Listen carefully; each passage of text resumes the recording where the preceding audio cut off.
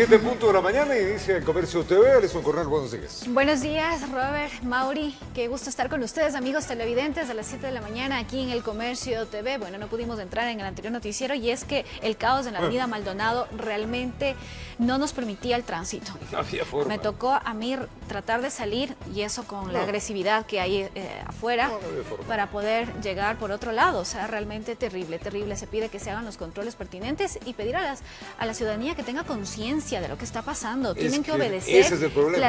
Exactamente, las disposiciones que se dan, y esto es por precautelar la salud de usted, amigo televidente, la salud de toda nuestra familia. O sea, hay que poner control. Breve panorámica, ¿cómo está Quito? Quiero verlo. Increíblemente, hay tráfico. Miren, ahí estamos. En diferentes zonas del distrito metropolitano de Quito. Es más, miren ustedes, vamos a ir acercándonos a las zonas. Esta es justamente zonas en las cuales pues es la Teniente Hugo Ortiz, y donde mayor problema de tráfico hay es en el sur de Quito. En el sur de Quito es donde mayor incidencia de indisciplina existe. Mire, ahí estamos viendo. Vimos en cambio es la Moraspungo. La Moraspungo está con mucho tráfico. Quiere ir a ver la Maldonado, pide el Maurito. Miren, ahí está la Maldonado. Miren, ahí está la Maldonado.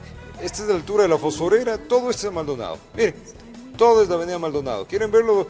El tráfico que tiene Maldonado. Para que tengan una idea, fácilmente el tráfico está en 1 o 2 kilómetros de tráfico a esta hora en la avenida Maldonado, en el sur de la ciudad. Y en varios puntos del sur de la ciudad tenemos tráfico, lamentablemente. Sí, claro, vamos a revisar los puntos desde donde inicia el tráfico. El tráfico inicia en este sector. Aquí estamos viendo, acá empieza el sector, es de la Saraguro, estamos viendo Saraguro, esta es la Pusir, y esta es justamente, aquí comienza, mira, el Luis Urdaneta, en este sector comienza el tráfico, aquí, y aquí comienza, y ahí comienza, pues, desde Pueblo Viejo, sector de Pueblo Viejo, ahí comienza todo el tráfico, y ahí se va paulatinamente. Llegamos ya a un punto en el cual aquí el tráfico está mucho más complicado y se va complicando conforme se va yendo más hacia el sur de la ciudad. Vías alternas como la 21 de agosto también tienen tráfico. Miren ustedes, todo esto es la Pedro Vicente Maldonado, que incluso se conflictúan los que están yendo de sur a norte y de norte a sur. O sea, en el sur de Quito es increíble, la autoridad va a tener que poner otras medidas porque la población, al parecer, no le importa. O sea, entendemos que hay que trabajar, entendemos que mucha gente sale porque es su necesidad, pero hay que entender de que el COVID-19 no distingue que usted sea comerciante o sea médico, no distingue que sea de clase alta o de clase baja. Y miren en cambio la panorámica del norte de la ciudad de Quito. Miren, norte de la ciudad de Quito, miren, pero más o menos nomás. En este sector ya tenemos algo de tráfico, la avenida Pichincha. Miren, esta es la avenida Pichincha. La avenida Pichincha. Y vamos hacia la Pichincha es la que une hacia el norte-centro. Y ahora sí el norte, miren, en algunos sectores, algo de tráfico, miren, las vías principales del norte de Quito. Miren, vías principales, ¿no? El Estadio Olímpico de Atahualpa, miren las Chiris, miren, 6 de diciembre. Se nota mayor disciplina en el centro norte de Quito y en el norte-norte, miren. No quiero irme a los valles, porque también en los valles hay unos cuantos indisciplinados, pero es el panorama, para que usted tenga en cuenta lo que está sucediendo. Ahora es muy fácil, vean vecinos, no solamente nosotros tenemos esta tecnología, la nuestra es bien caduca.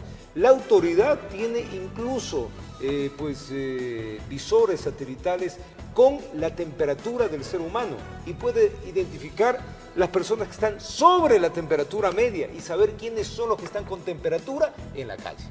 No, realmente no entendemos qué es lo que está pasando. Vemos que hay tráfico en las calles de la ciudad. Conforme han pasado los días, la gente ha comenzado a salir mucho más a las calles y hay que tomar en cuenta que son días más críticos en donde el nivel de contagio es mucho más alto. Así que la recomendación es que se quede en casa. Y es verdad, si vemos que hay tráfico en algunas vías, hay un caos acá en la Maldonado, acá afuera, se tienen que los controles tienen que ser mucho más fuertes o se tienen que tomar medidas mucho más fuertes, porque la ciudadanía debe entender que no podemos hacer una vida normal estos momentos, porque estamos pasando por una emergencia sanitaria ante una pandemia, ante un virus que usted no ve. Entonces tiene que cuidarse más, por favor. Es el llamado a ustedes a que tomen conciencia de lo que está pasando. Esta es la realidad en la que estamos viviendo. Y si nosotros no tomamos las precauciones, esto se va a salir de las manos. Bueno, así que mandamos un abrazo grande donde quiera que usted esté. Hoy es un día de teletrabajo también. Los que están en casa, los que cumplen pues esta separación social, hágalo con optimismo, que pronto saldremos de esto. Hay que ir pensando cómo podemos ayudarnos unos a otros. Recuerden que es momento, ayer conversábamos en nuestro programa de radio con algunos amigos que nos decían, oye, es un buen momento para hacer trueque. Bueno, bienvenido para el trueque, para que yo te doy algo de mi trabajo, tú dame un poco de lo que tienes en el supermercado y buena así idea, nos vamos ayudando. Y así nos vamos abasteciendo también, Exacto, porque ahora sí exacto. es complicado también de la ciudadanía que pueda salir a la calle a hacer sus compras. O sea, se complica el panorama. Y aprender lo que hemos dicho, a tener una disciplina alimenticia, porque no podemos, como a pretexto de estar en casa, comer todo el día. Es que además no hay. Además hay que aprender, racionar porque usted no puede salir a comprar todo el tiempo. Entonces hay que racionar, o sea, hay que comer, sí, alimentarse bien, ¿no? Pero por favor en la medida. Bueno, iniciemos. Vamos a empezar. Les contamos que 3.747 casos confirmados y 191 personas fallecidas a causa del COVID-19 se reportan en el Ecuador. Así lo informaron las autoridades en un nuevo balance. La cifra de casos positivos en el país aumenta a 3.747. Al momento se reportan 191 personas fallecidas. Así lo informó el viceministro de Gobernanza, Julio López. 747 casos confirmados, 3.843 casos descartados, de los cuales 191 personas han fallecido y hemos ya tenido 100 casos con alta hospitalaria.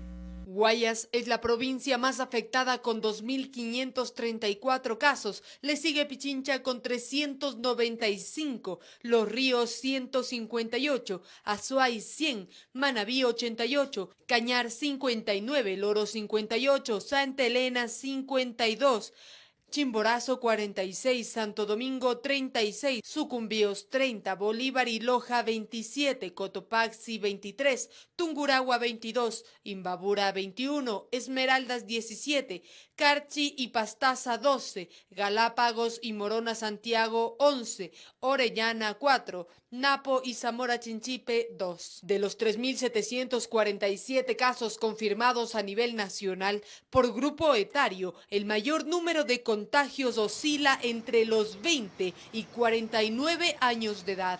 Seguido están las personas mayores a 50 años.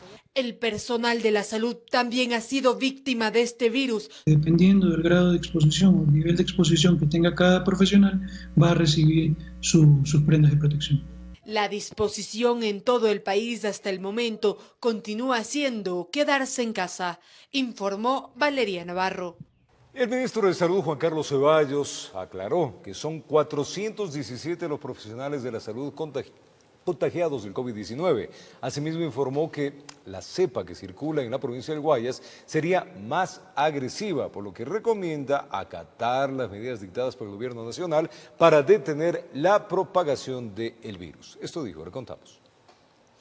417 profesionales de la salud, entre médicos e enfermeras, han dado positivo en la prueba para el coronavirus. Así lo dio a conocer el ministro de Salud, Juan Carlos Ceballos, en una cadena nacional. Por lo que han sido sometidos a cuarentena. Varios de ellos cumplen con el periodo de aislamiento y en los próximos días, ya inmunes y habiendo ganado inmunidad, se incorporarán de nuevo a su trabajo. Espero con la misma energía y compromiso de siempre. De esa manera aclaró lo mencionado por el viceministro Ernesto Carrasco. Más de 1.600 casos de profesionales de salud entre médicos, enfermeras, tecnólogos que están contagiados con casos positivos de COVID. Por lo tanto, la cifra dada a conocer por el viceministro sería personal que está bajo sospecha.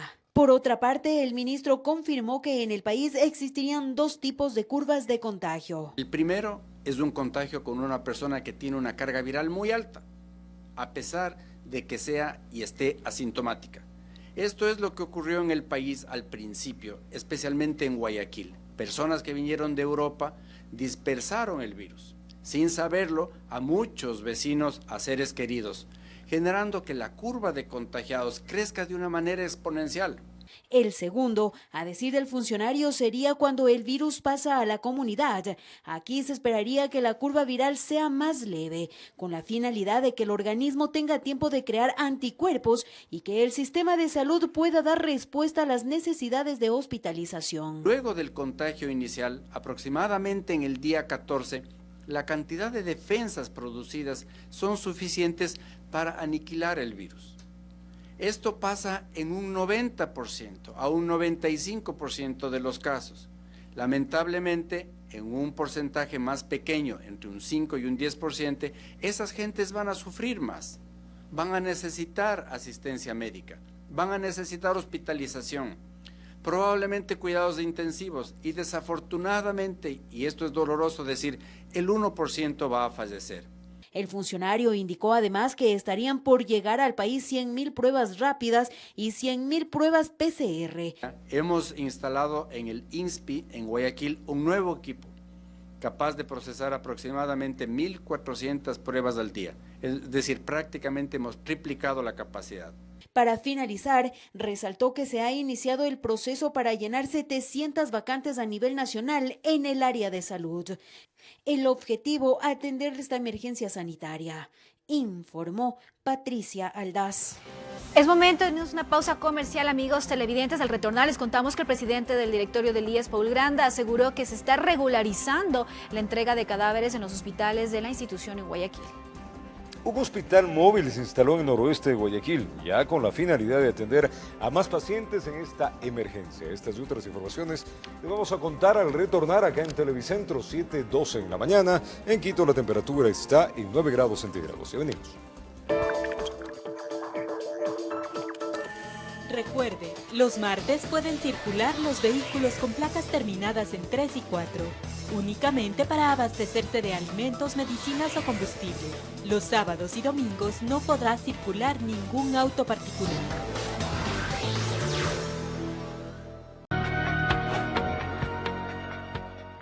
Vamos ahora a la avenida Maldonado, un poco más hacia el sur de la ciudad. Sigue Sofía Intimilla mirando el problema que tenemos. ¿En qué parte exactamente está Sofía? Adelante. El problema del tráfico. Yo puse a través de nuestro satélite GPS, había un tráfico en muchos sectores del sur realmente fuerte. Adelante. Así es, Roberto, amigos, que tengan un excelente día los que se unen a nuestra señal. Importante señalarles que estamos sobre la avenida Maldonado y calle Balsar, aquí en el sur de la capital, una de las intersecciones más importantes. Como ustedes ven, aproximadamente a las 4 de la mañana inició este número de vehículos que están en este lugar, esta gran carga vehicular, y son ya 7:18 de la mañana y no ha parado este trancón que hay en esta zona. Muchos camiones, pero también muchas camionetas de este tipo, la mayoría ya vemos están regresando con productos y se están tratando de ir por las vías laterales a esta zona de San Bartolo para poder llegar a sus distintos destinos. Toda esta carga vehicular va hacia el mercado mayorista.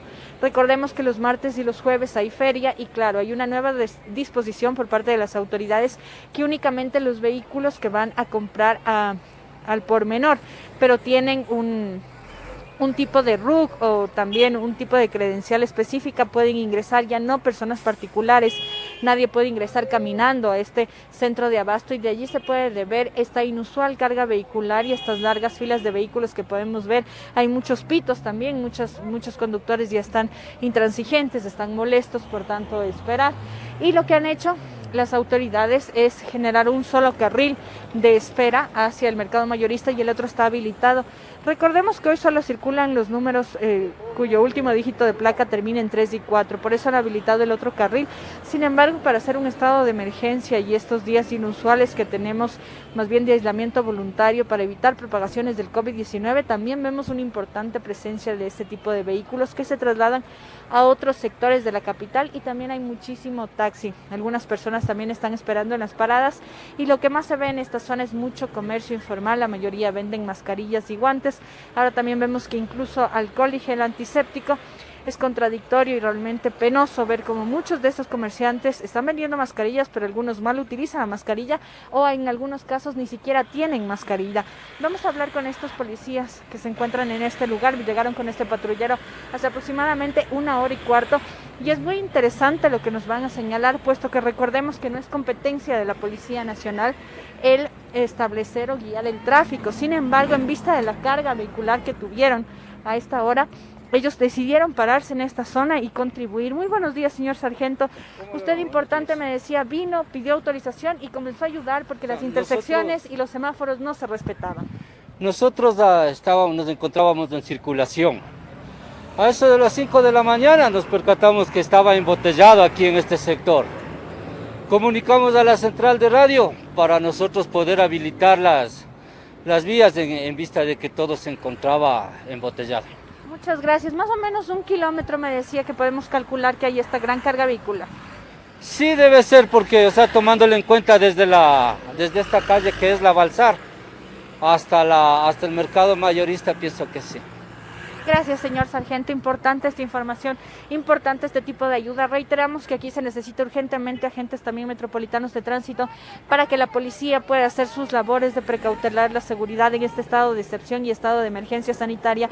Y los agentes metropolitanos, que vemos uno que otro que transita en motocicleta a esta hora, por favor, llegar a esta zona y ayudar también con la carga vehicular. Vemos que ya únicamente el trancón es desde la Balsar hasta el mercado mayorista, pero antes llegaba siquiera unos 2 kilómetros más hacia el norte. Ahora vemos que de a poco, al menos desde esta intersección, se está habilitando en algo el tráfico y, como les digo, también inusual ver mucho vehículo que no precisamente va al mayorista, pero también circula por esta zona, si bien sí tienen una terminación de placa 3 y 4. Hay que recordarle a la ciudadanía la importancia de permanecer en casa y hacer caso a las disposiciones de las autoridades para evitar la propagación de cualquier tipo de virus, el COVID-19. En este caso, por favor, precautelemos la seguridad de todos y, aunque parezca ya muy reiterativo de mi parte, utilicemos las mascarillas de manera adecuada, porque si no, de nada sirve. Y si se acercan a la gente, veíamos gente cerca a los basureros, abiertas las ventanas, hablando con nosotros, no respetando esta distancia, inclusive comiendo fruta. Por favor, tengan cuidado con lo que hacen. Si es que no tienen otra que venir al mercado mayorista, tengan cuidado. Miren, esto es lo que les señalaba. Miren cómo van. No es para hacerles quedar mal, ni mucho menos. Es para generar conciencia. Señora, muy buenos días. Se dirigen al mercado mayorista. Bueno, no quieren hablar. Como les decía, mi intención no es hacerles quedar mal. Mi intención es que todos utilicemos las herramientas de manera adecuada para evitar enfermedades, para que precautelen su vida, su seguridad. Esa es la intención del noticiero, esa es la intención de todos los que hacemos comunicación. Cuidar también, si se puede reiterar todo el tiempo y cada vez que ven una cámara, que se coloquen bien y no se vuelvan a sacar la mascarilla, pues ya habremos hecho mucho. Esa es la información. Roberto, ustedes continúan. ¿Cómo? Qué bárbaro, realmente. Gracias a Sofía Intimilla. Sería interesante pues que la comunidad entienda. Las autoridades han dado las normativas, han puesto, a ratos parecemos chocante con lo que decimos, pero ustedes son los que tienen que cumplir las normas, no la autoridad, no el alcalde, no el COE, no el ministro, ustedes. Si ustedes, mis queridos vecinos y amigos, no son capaces de cuidarnos unos al otro, la pandemia hará presa. Miren en Italia lo doloroso, ahora que estábamos revisando, 16.000 personas fallecidas. ¿Por qué se da tanto? Por esa misma irresponsabilidad. Por eso mismo, porque no se la tomaron en serio. Allá en España, 4.000 muertos. Entonces, cuidémonos. 320.000 infectados en Estados Unidos. Bárbaro. Entonces, cuidémonos. Esto no es un chiste, esto no es no nos va a pasar nada. Están siendo exagerados. Es una pandemia grave, es un problema grave el que se está viviendo. Miren ustedes el drama que se tiene en Guayaquil, sobrepasado mucho los aspectos sanitarios. Ahí estamos viendo. Entonces, cuidémonos en Quito y en el resto de ciudades. Aprendamos viendo unos a otros.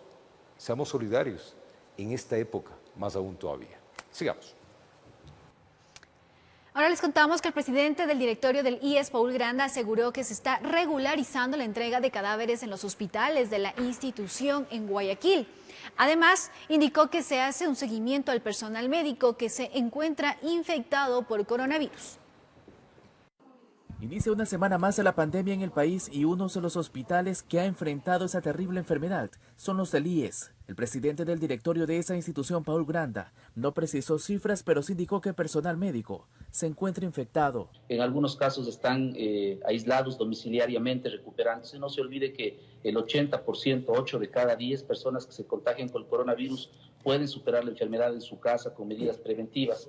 Tenían datos hasta la semana pasada, hasta el día viernes de la semana pasada, pero sí tenemos profesionales. Lo que estamos haciendo es un seguimiento exhaustivo para que estos profesionales estén debidamente cuidados. Está en la realidad en el Teodoro Maldonado Carbo. Y sobre ese y otros videos aficionados hace algunos días que reflejaban la acumulación de cadáveres embalados junto a un contenedor y en otras áreas del Teodoro Maldonado Carbo en la urbe porteña. Estas fueron sus declaraciones. Ha ido disminuyendo poco a poco con el tratamiento y la metodología que se ha planteado desde la conducción de Jorge Huarte. Es decir, se está llevando el tratamiento adecuado a través de estos mecanismos que se ha establecido a través de varias instancias que están participando para esto. De a poco se va regularizando. Tenemos que entender que estamos en una situación de emergencia. Tenemos que entender que estamos en una situación de pandemia mundial. Esto está pasando en todo el mundo, incluido en los países desarrollados. Paul Granda indicó que no se aferra al cargo, pero que sí sería irresponsable dejarlo en esta situación que atraviesa el país. Y resaltó que no es él quien toma las decisiones en los contratos, como el de las mascarillas que fue detenido antes de ejecutarse. Nosotros no somos responsables de la contratación.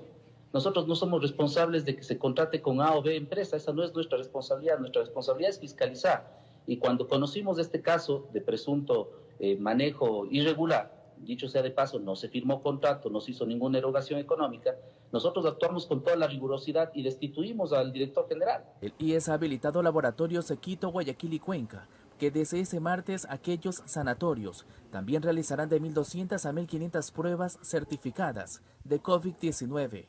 Lo más normal, lo común será que el médico le ordene, en este caso, la prueba. Y ahí en ese momento obviamente se le toma la prueba, es un muestreo a través de un hisopo, es una especie de cotonete grande que se introduce en la nariz, y esa prueba va a los laboratorios y esperamos nosotros que en 24 horas podamos dar respuesta de manera eficiente a nuestros afiliados con la prueba PCR del coronavirus. Informó Charlie Pisa. Y un hospital móvil se instaló en el noroeste de Guayaquil, esto con la finalidad de atender a más pacientes durante la emergencia sanitaria. Estos son los 3 camiones de las Fuerzas Armadas que trasladaban el hospital móvil desde Quito y el cual llegó hasta las instalaciones del IES en Los Ceibos, al norte de Guayaquil. La idea acá era dar soporte a la Casa de Salud y de esta manera poder tener mayor capacidad de atención a los pacientes que lleguen hasta este punto. Para hacer la atención tanto en el Hospital Teodoro Maldonado Carbo como aquí en el Hospital de Los Ceibos, dando una mejor funcionalidad de flujos y de atención a los pacientes en vista de la gran saturación de nuestros servicios. Tenemos una parte del equipamiento del hospital de la Cruz Roja Ecuatoriana y con manos civiles y militares, repito, armando estos hospitales móviles que serán complementados posteriormente con equipamiento del hospital de las Fuerzas Armadas. El hospital móvil entra en funcionamiento 8 o 12 horas después de su llegada. Según el coordinador nacional del IES, el esfuerzo se concentra en Guayaquil. La capacidad del hospital móvil en su integridad es bastante versátil. Nosotros podremos utilizar algunos módulos de entre 30 y 40 catres para cada uno, y eso nos podrá brindar la atención diferenciada y descongestionar la sala de emergencia del Hospital de Los Ceibos y también del Teodoro Maldonado. De su parte, las Fuerzas Armadas hacen un llamado a ser solidarios, a ayudarnos entre todos, como una sola nación. Es un trabajo en conjunto, este es un trabajo solidario. No son 3 vehículos de equipos, estos son 3 vehículos de solidaridad, de amor a nuestros ciudadanos, de dar la mano a quien lo necesita. Informó Julio César Saona. Y Manta tendrá un lugar especializado de atención para pacientes con COVID-19. El área se levantará en el Centro Geriátrico Municipal y contará con equipos y personal de salud. Tendrá una inversión de más de $1 millón.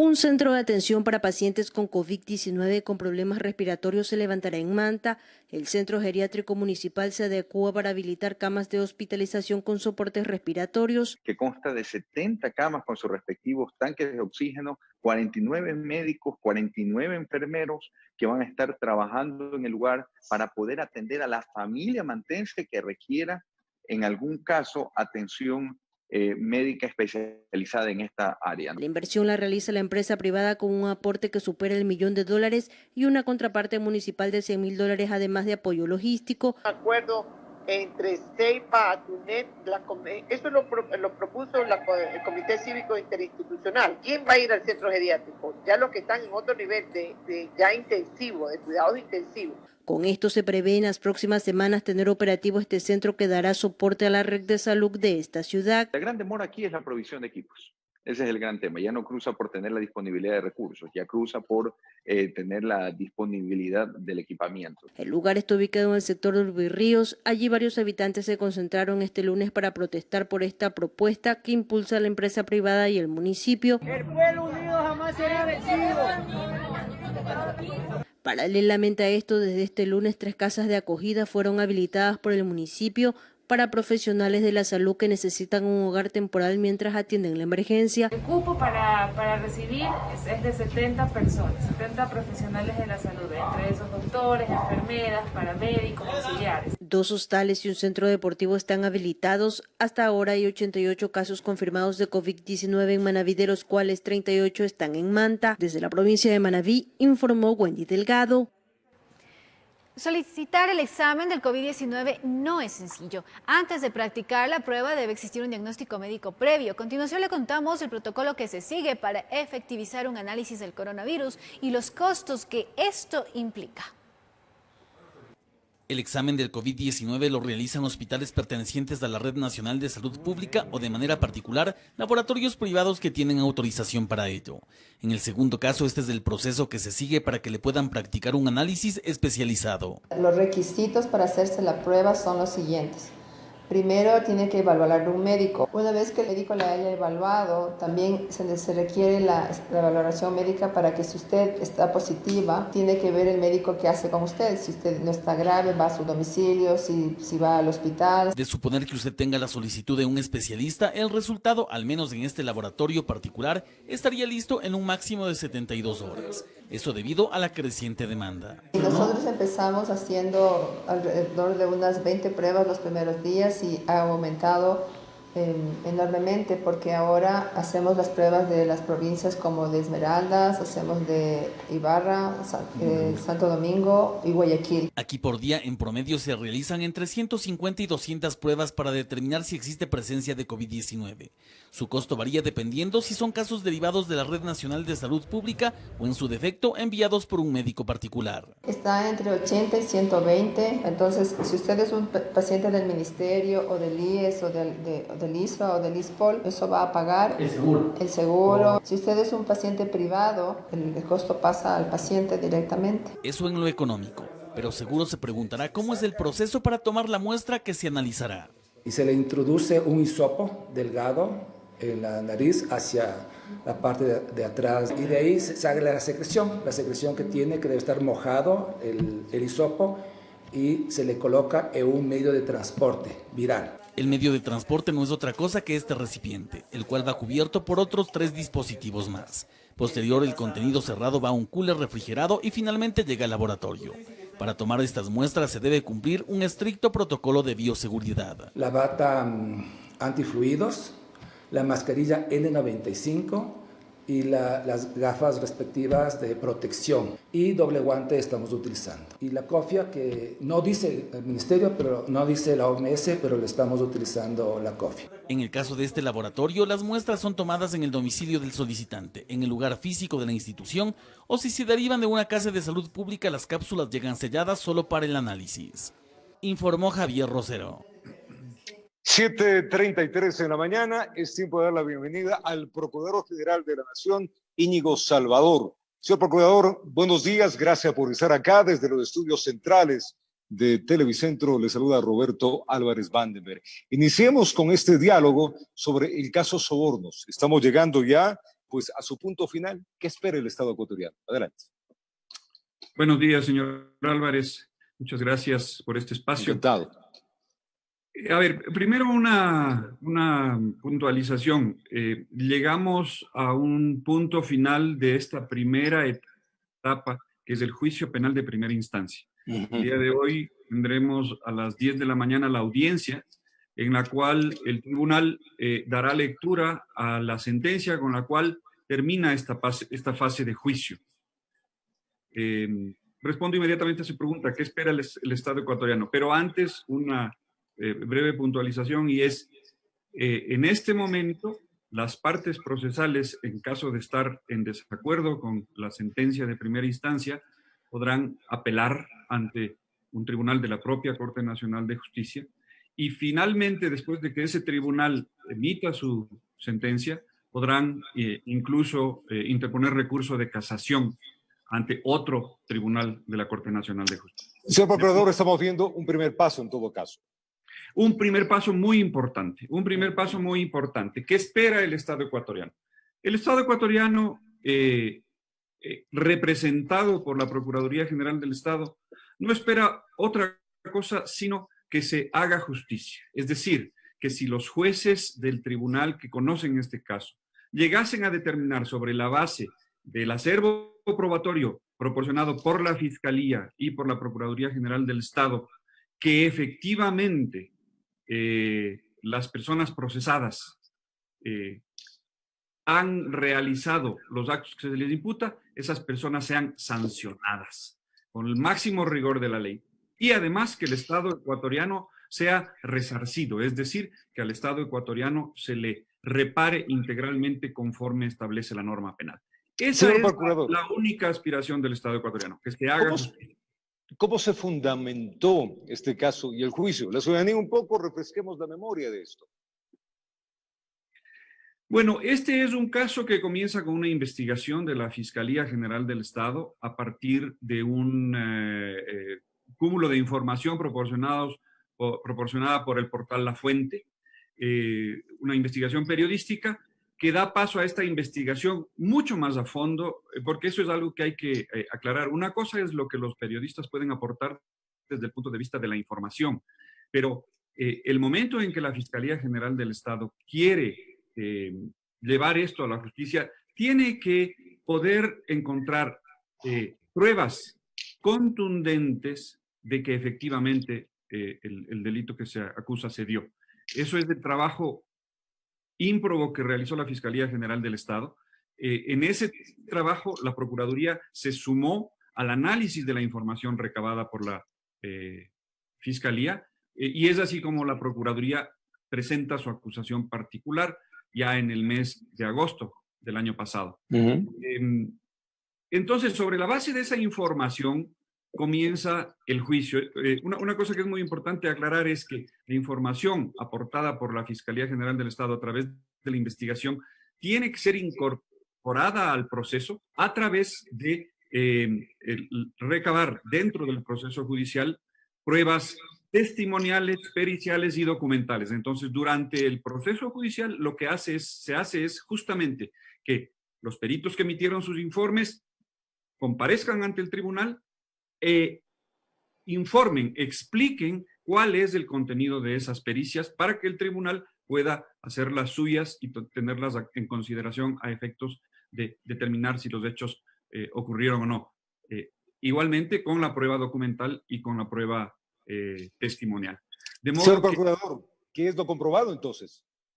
Lo comprobado es justamente lo que en los alegatos finales dijimos la señora Fiscal General del Estado y un servidor, y es que desde la Presidencia de la República, entre los años 2012 y 2016, se estructuró un sistema mediante el cual se obtuvo fondos para la financiación de las campañas de Alianza País y para otros propósitos de los aportes que se exigía a contratistas del Estado. ¿A cambio de qué? A cambio de realizarles los pagos que correspondía dentro de los contratos, darles nuevos contratos, hacerles convenios de pago, obviamente todo esto fuera de la ley, actos absolutamente ilícitos. Eso es lo que se comprobó y eso es lo que constituye, a nuestro modo de ver, el delito de cohecho, sancionado por el artículo 286 del Código Penal. Señor Procurador, ¿cómo funcionaba entonces? Ya nos ha explicado en Marco todo esto. ¿Cómo funcionaba esta presunta red delictiva? Esto para que la ciudadanía tenga claro en este primer paso que está realizando el Estado.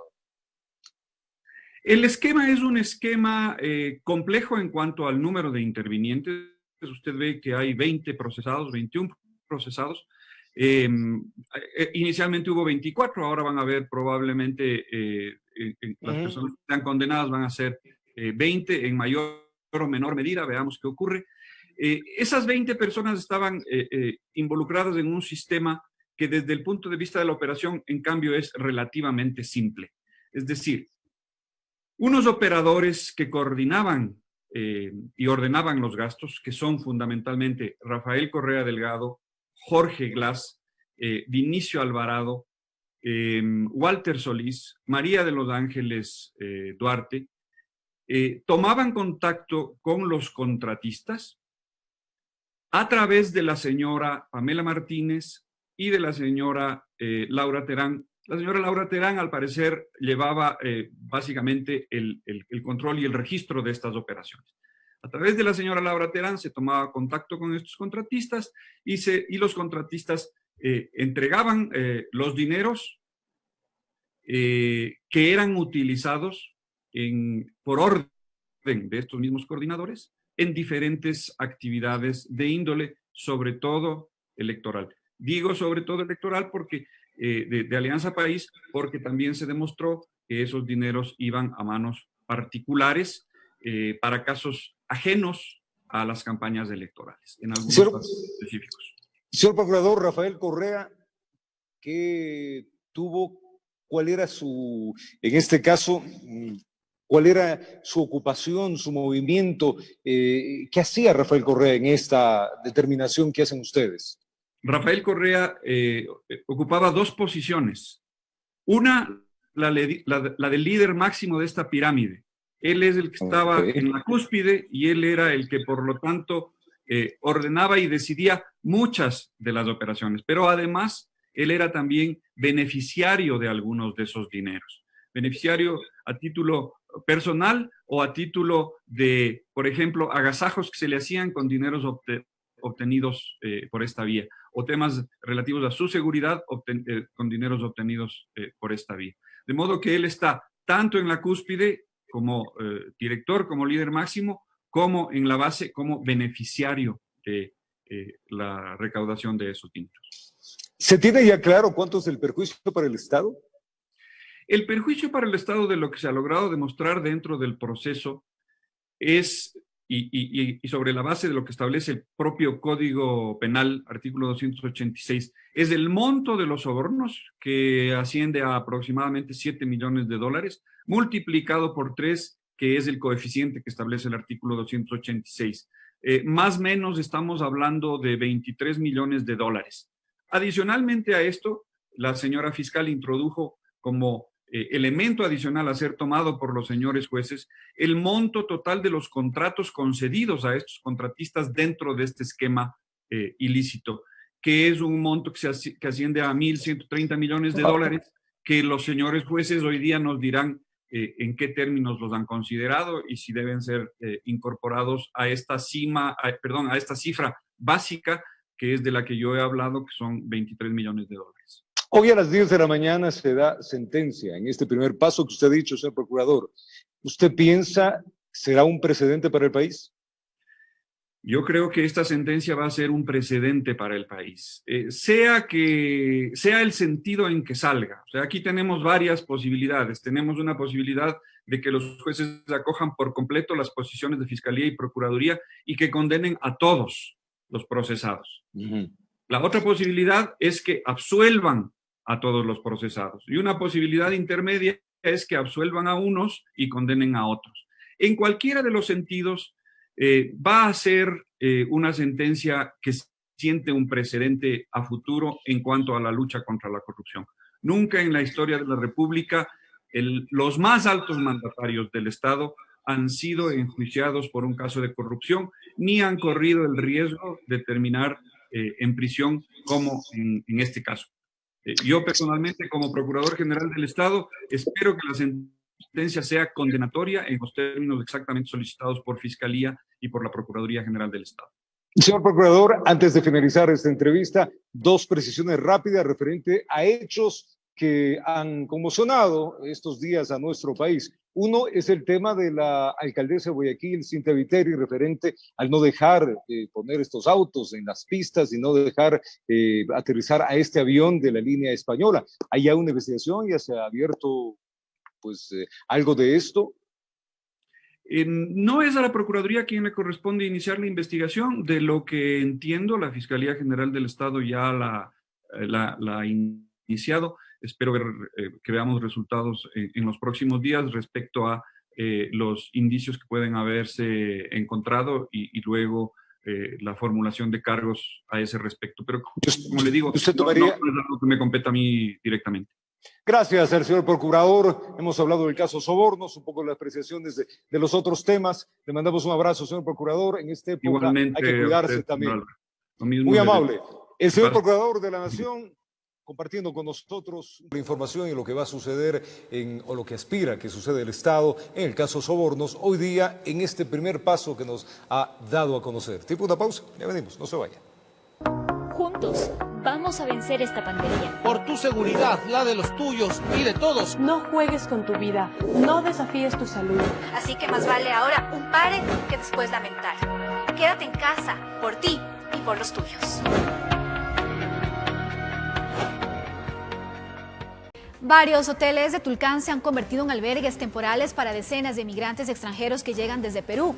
Muchos de ellos deambulan por las calles de la ciudad sin ningún tipo de protección.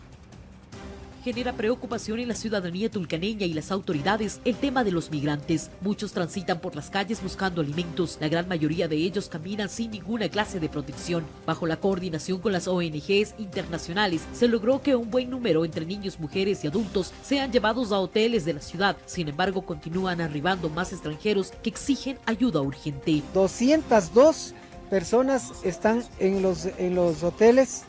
Sin embargo, tenemos mucha más gente que está deambulando en la calle y también pedimos, en este caso, pues a la municipalidad, a la prefectura, si de pronto pues pueden apoyarles con una mascarilla sería bueno. Existe malestar entre los extranjeros que dicen ser desalojados de los sitios que escogen para pernoctar. Necesitan salir de Ecuador, no tienen recursos para mantenerse en la ciudad, ni siquiera para poder adquirir los elementos básicos de protección. Llegan desde el Perú pasando por ciudades como Guayaquil y Quito. La policía nos saca de todos los parques, de todos los lados, ya estamos cansados de todo ya.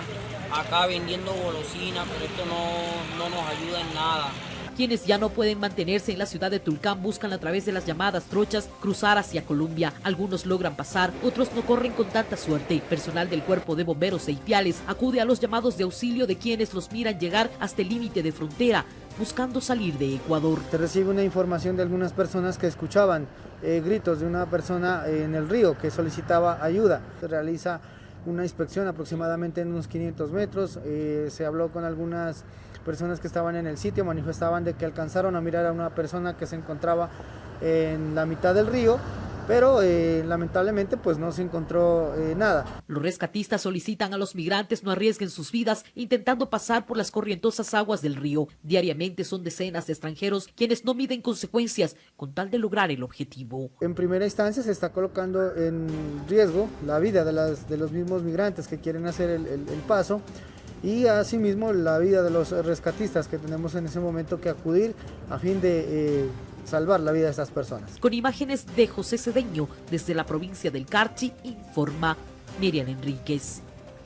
Y con el objetivo de que la ayuda llegue a los más necesitados, el GAD parroquial de Llano Chico, con la colaboración del Ejército, entregaron kits alimenticios del Ministerio de Inclusión Económica y Social a personas vulnerables.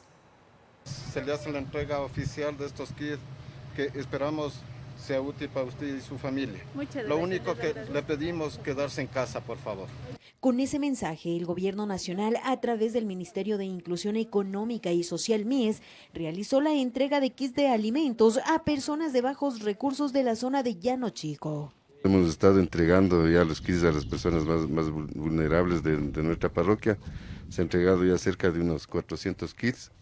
Por su parte, los beneficiarios agradecieron esta iniciativa que ayuda a que los miembros de su familia tengan que comer. Yo tengo mis 5 hijitas, yo no soy ni afiliada, nada, yo ahorita igual yo no puedo salir a trabajar y no, con esto es muchas gracias que nos ayuda. Somos 5 y vivimos arrendado y hasta el sol de hoy no consigo trabajo. Para que la ayuda llegue a personas que en verdad lo necesitan, la entrega se hizo a través del GAT parroquial del lugar. Hay personas que vivían el día al día, que están cerrados sus negocios, no tienen para pagar el arriendo y no tienen alimentos para sus familiares. Entonces estamos haciendo el esfuerzo como gobierno parroquial con todas las autoridades de la parroquia para lograr conseguir y seguir entregando a estas personas que necesitan. Este trabajo se hizo con ayuda del Ejército, quienes colaboraron con esta campaña de dar la mano sin dar la mano.